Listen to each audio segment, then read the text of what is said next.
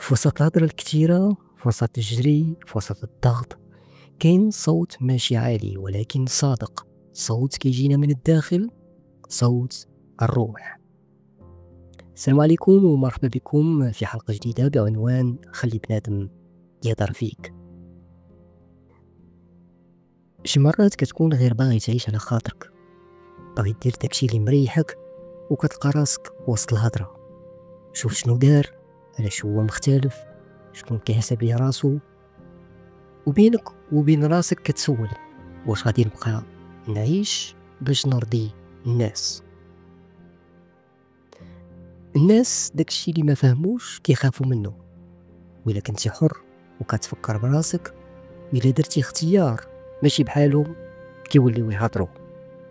واخا كنتي ساكت كيهضروا، واخا درتي مزيان كيهضروا، واخا فشلتي كيهضروا، واخا نجحتي كيهضروا كتر. ماشي حيت انت خايب، ولكن حيت انت مختلف، والمختلف كيخلعهم. بغيت نقول ليك واحد الحاجه، خلي بنادم يهضر فيك. راه الهضره عمرها ما حبسات حد، واللي كيضيع الوقت في الهضره راه تايه مع راسو. انت خليك مركز على طريقك، مع الخدمه ديالك، مع الراحه ديالك، مع شكون بغيتي تولي. راه اللي كيضوي على راسو وكيعمي اللي حداه.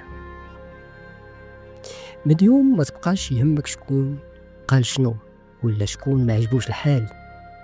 عيش لراسك وما تحاولش تكون نسخة كترضي الناس، حيت اللي كيستاهل يعرفك غادي يشوفك بعينيه ماشي بكلام الناس. وإلا شي حد بغى يهضر فيك، قول في راسك اللي بغى يهضر يهضر.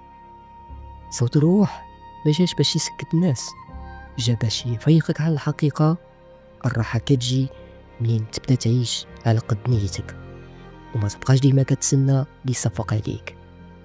في هاد العالم اللي كيتبدل كل نهار، حاول تبقى نقي مع راسك. اسمع داك الصوت اللي من الداخل اللي كيهضر بلا كذوب بلا خوف، صوت الروح.